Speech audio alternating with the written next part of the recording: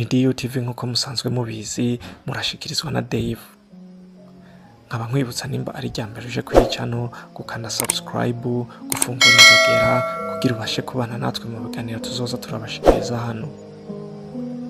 Uno munsi rero tukaba tugiye kurabira hamwe igice cya kabiri cy'ibimenyetso bine by'umuhungu yababajwe mu rukundo n'uburyo yokira kano gahinda byoroshe.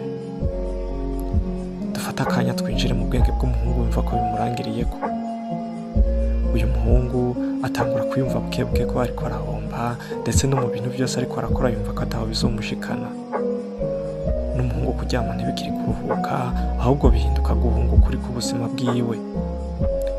N'umusore yarabuze icyo afata n'icyo areka, yumva ko ibintu byose n'abantu bose bahindutse abansi kuri we, ariko kandi mu jisho ry'umutima wiwe byose biba nk'amakosa yiwe.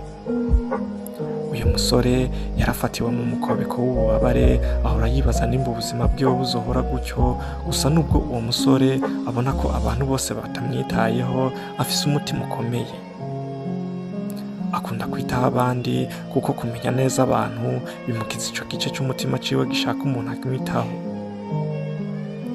Uno musore asigara abona ko abakobwa bose ari abana babi, kandi muri we yumva ko atazongera kuyumvamo ibintu byo gukunda kundi.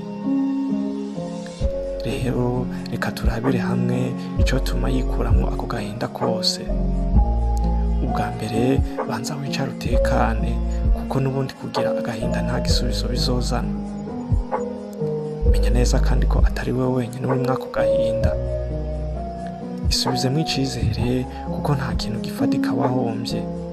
Shika mu ntambwe yawe ku munsi, ugumana akanyamuneza n'ubwo gukira bisaba umwanya, ariko gutsinda ibibazo uzobishobora. Nuko nkaba ndangije shimira mwebwe mwese mwafashe akanya ko kumurikirana, mwari kumwe na Dave ubikunze.